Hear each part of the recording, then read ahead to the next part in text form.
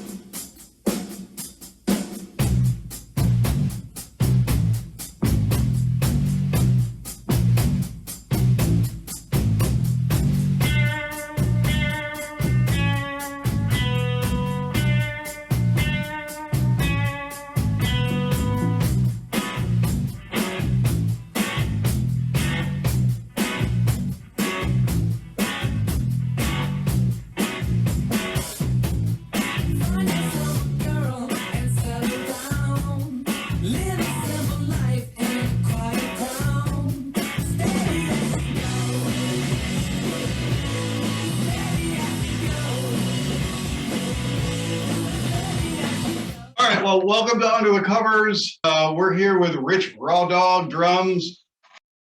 We're going to talk about, obviously, Rich here, any videos that we talk about, any drummers we talk about, channels, they'll all be in the description. Please like and subscribe. Ta-da, introduction. So where are you? You don't have to give me your address, but what area are you in? I'm in Tacoma, Washington. If you're not familiar, that's probably about 50 miles south of Seattle. Are you from that area? I'm not originally from here. My wife is, but I'm originally from Cincinnati, Ohio. Yeah, joined the military when I was 20 years old and then moved several places and then got stationed here in the early 2000s in Washington State and met my wife. And then we went a few other places with the military and decided to come back here when I got out. I don't know if this is good or fortunate or unfortunate, but I hit Seattle at the tail end of the grunge scene. Oh, yeah? But it wasn't like the hate. It was like just as everything had started to kind of taper off, Kurt Cobain had died. And so then it was pretty much just meth. I was stationed overseas during that time, and I heard all about it in the early 2000s. You know the history, and you can still see the same clubs that, Pearl Jam got their start in. And yeah, a lot of history about Seattle, not only the grunge scene, but, Jimi Hendrix is from Seattle, Heart, several others. Yeah. Drummer Cup. I'll ask you an odd random question because I've been to both coasts. Do you think the Pacific Ocean smells different than the Atlantic Ocean? Absolutely. I have also lived on both coasts. I used to live in New Jersey. But yeah, definitely, absolutely. And definitely the Pacific Ocean is a lot colder. I told my wife that. And she was like, what are you talking about? It's an ocean. And I was like, no, I'm telling you, it smells different. So how long have you been playing drums? I'm old, dude. Started playing in high school when I was 17. One of those MTV kids, come home after school, watch MTV. I'm going to be like that. Started a little garage band or basement band in my parents' house and just kind of went from there. So over 40 years been playing on and off. And you're in a band currently, right? 2 bands, actually, yeah. 2 bands? Yeah, the one band I'm in is an all-original punk rock band called the Bitter Ex-Lovers.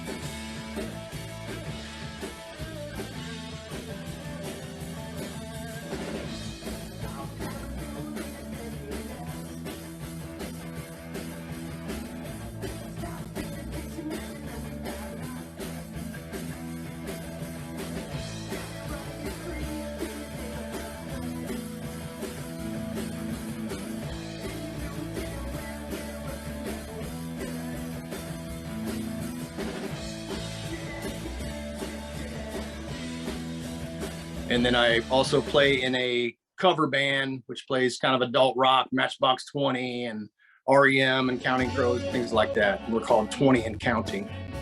Respectfully, how do you have the time? You got to carve it out somehow with a full-time job and family obligation. And then trying to keep up with my channel. It's good to stay busy though. Are both bands gigging? Yes. How many shows are you pulling? Pre-COVID-19 or post-COVID-19? Pre-COVID-19, I was in another band called Grim Statistic for about 4 years.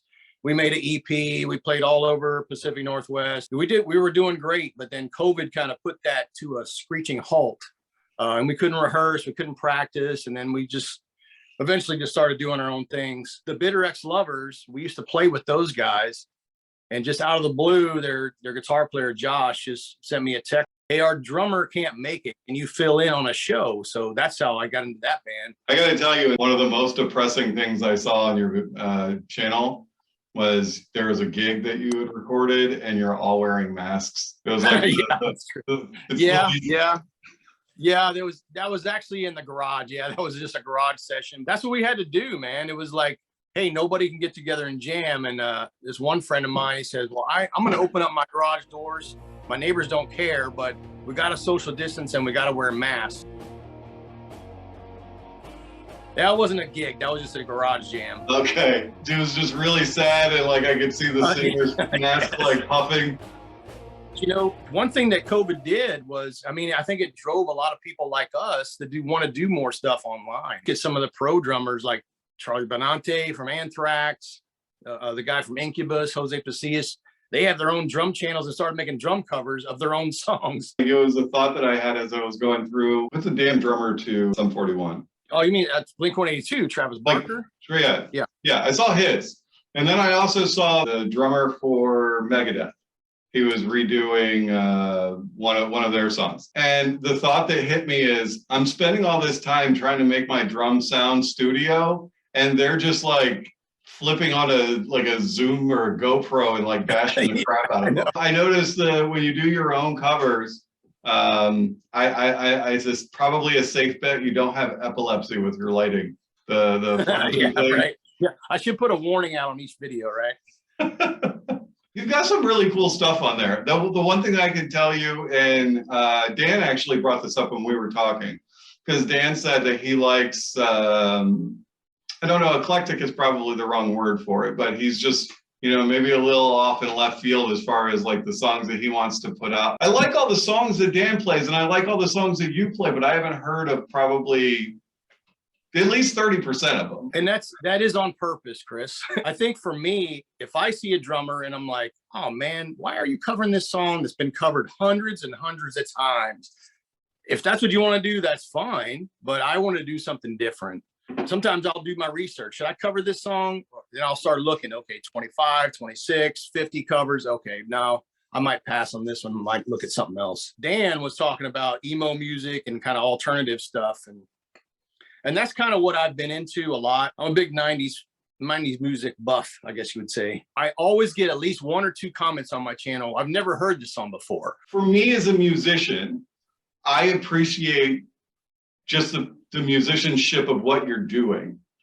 But I guess that kind of answers a question for me too, though, because you purposely choose your covers and then practice your covers and then put out your covers then. Yes, for the most part, yes. Okay. And then there's the studio from my friend Matt Taylor up at Echo Lake Studios. Give him a little plug there. With Matt, you know, he's a fellow drummer. So when I go into his studio, he already has an idea of the songs I'm covering. He's like a coach, man. He's like, you need to play better on this. You missed a fill here, you missed a crash there. And I'm like, damn, I don't have to go through this at home. But the sound quality and his knowledge of video production and stuff like that, I don't have that. And he does. And that's why I appreciate everything he does for me. How long do you spend at the studio out there with Matt? I usually go up there probably once every 2-3 months, and I'll record 3 or 4 covers at once, usually 3 at once.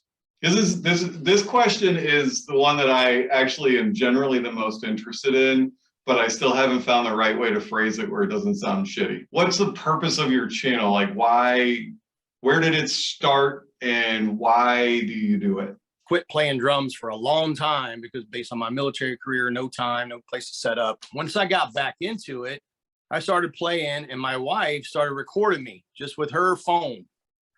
And then she would put it on Facebook. And then some of my friends, they would say, man, you should put some of that on YouTube. That's how my channel got started. First one I put on there, I think, was Van Halen, I'll Wait. And then continuing on, you know, I just wanted to keep progressing and doing better and better. And what started out really kind of recording my progress and songs I wanted to learn. So it was just a continuous process. And now, you know, here it is 5 years later, you know, I'm like, well, I don't really want to stop now. It's still my passion. And then plus with getting with the studios has made it even better. I have an interesting question for you before I started doing these videos. Your name has come up in every single one of those videos. The only person has exceeded you in mentions is Drum Man. I'm curious as to why you think your name has come up as frequently as it has. I don't know. Except for I honestly do, Chris, try to support the people that support me. One thing that I've tried to do is also give back, you know, is give back to the community and show my support. So maybe that's why a lot of them have mentioned my name. I mean, you're a cool dude. So, I mean, if you've had, yeah. I mean, anyone who wears Adidas athletic wear as your normal has to be a cool guy. Yeah. I knew we'd be great friends once I saw your Adidas and backwards hat. I'm like, wow, this guy knows real fashion. Tell me about your equipment. Do you have 2 drum sets or just the one? Right. Okay, yeah, you wanted my drums in the background, so that's, you know, came up and got set up here, man.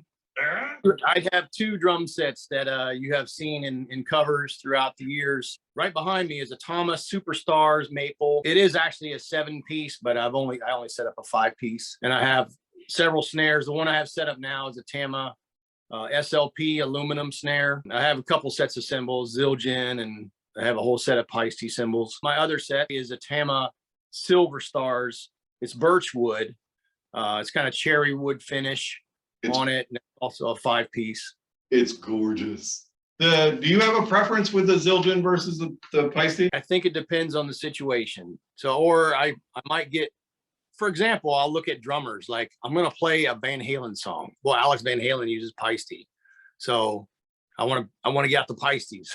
However, on my last cover, I did a Van Halen song and I did not. I used the Zildjians because that's just what I brought up to Matt's studio. But I have to say there's good and bad about both. You know, I think Zildjian sounds really good when you're making a recording. But also at a live setting, I think Paiste sounds better, honestly.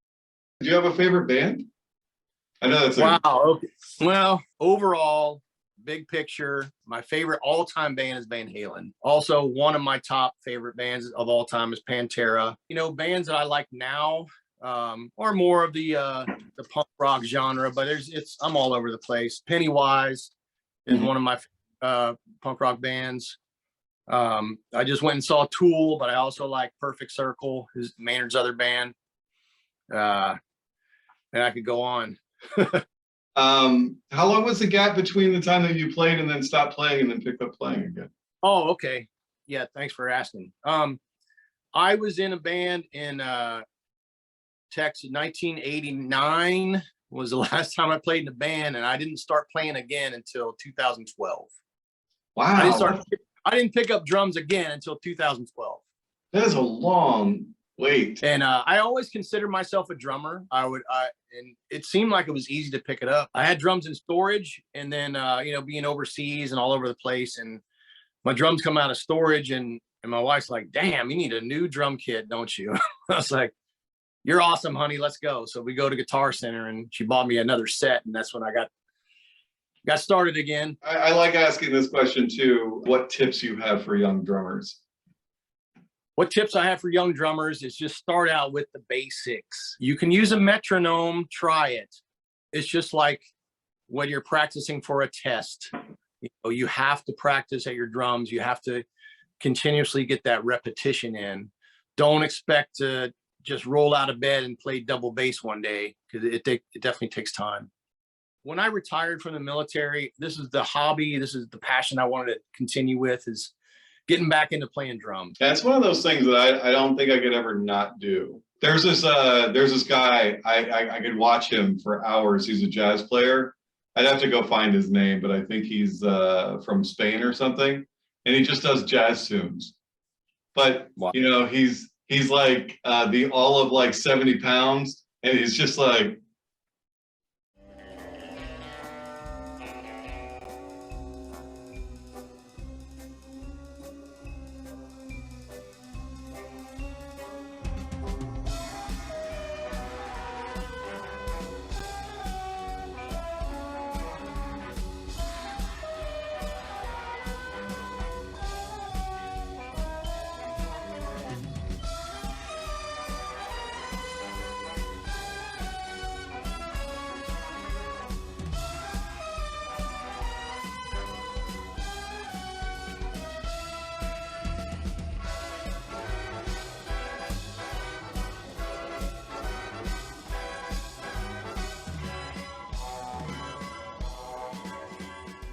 So it's plug your favorite YouTube drummer time.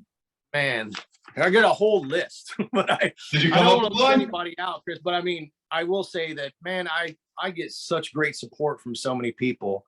And I had to write some stuff down because I knew you were gonna ask me that. But so we've already mentioned Drum Man 190. I mean, he had me do like some kind of, he used to have contests and stuff. And so he got me started doing that kind of thing, battles or whatever. So Drum Man.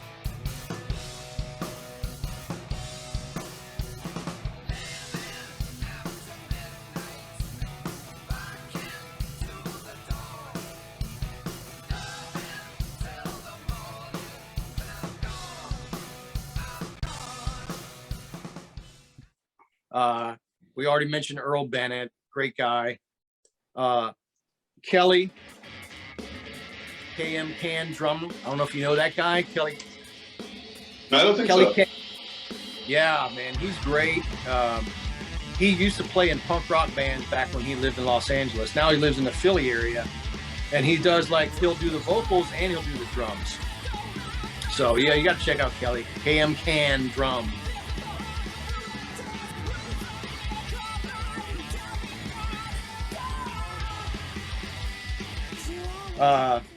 Let me see who else. A couple drummers that have been my friends for a long time too is AR drummer Adam. He's great. He's like the DIY drummer. He'll make drums. He'll buy a bunch of stuff and fix it up and change it. So you got to check out Adam's channel.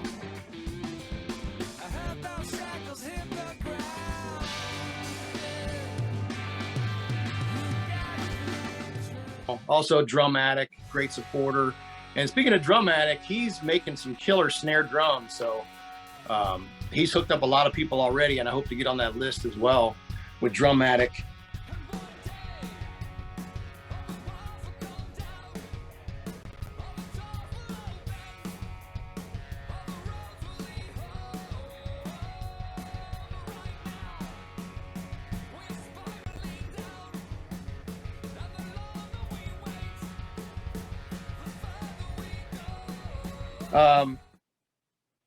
Darren, do you know that guy? No? Darren is like one of the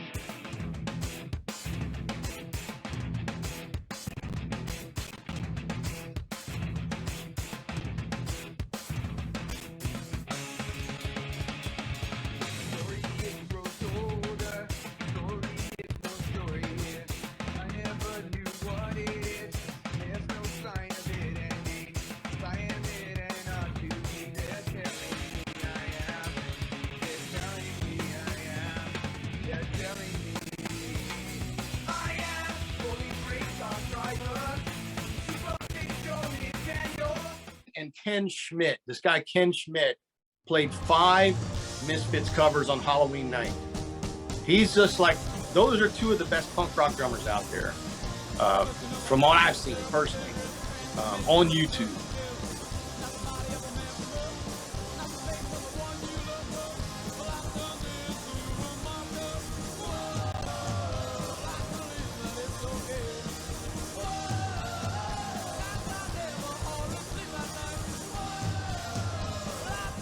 And Trey B, of course, everyone knows Trey.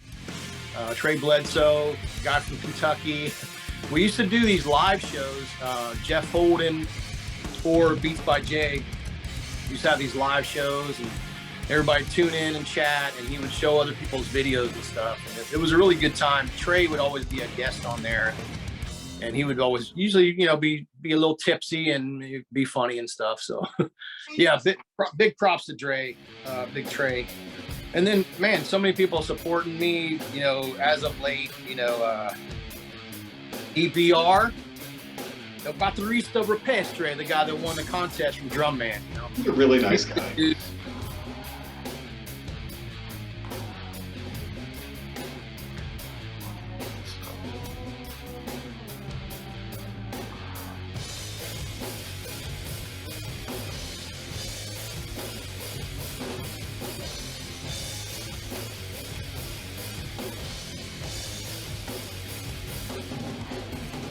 Eric F. Come on, man. Eric F is a great supporter of everybody in this community.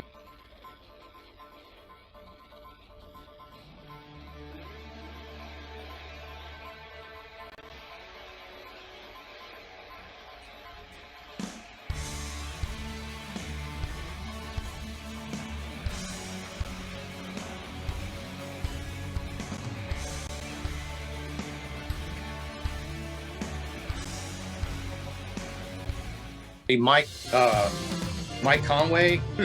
Dang.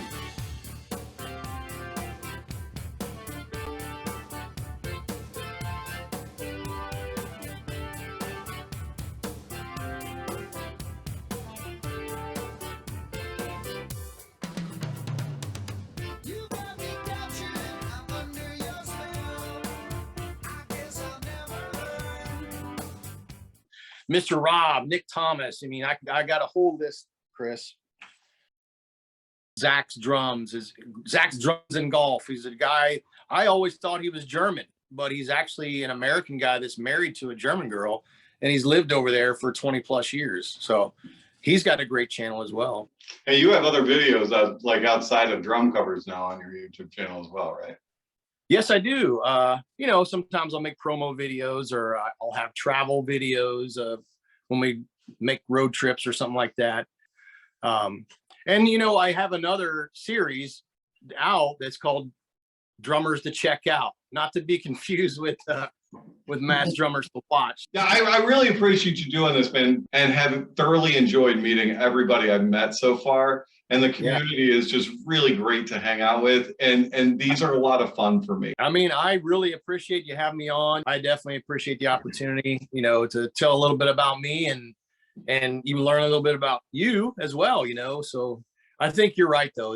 The community is great and very, very supportive of one another. It's not really like a competition, you know what I mean? It's more of a brotherhood. Did you enjoy yourself at least at a minimum? Yes, man. It was very cool. Appreciate it. Yeah, good times. Good. Well, everybody, thanks for watching other covers. Please like and subscribe to Rich Raw Dawg's channel. You'll find links to drummers we've discussed or videos we've discussed. And hope that you guys continue to join or watch forward. I'll probably cut that out. Who cares?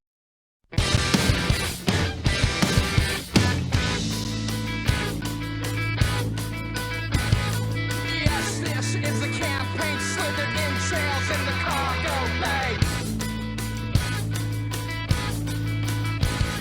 An intern is a vastness, hollow vacuum, choppy oxygen tanks. They hibernate, but how they kiss the ground, put the up against the asphalt now. Trees, amputations, lynching where we sit out.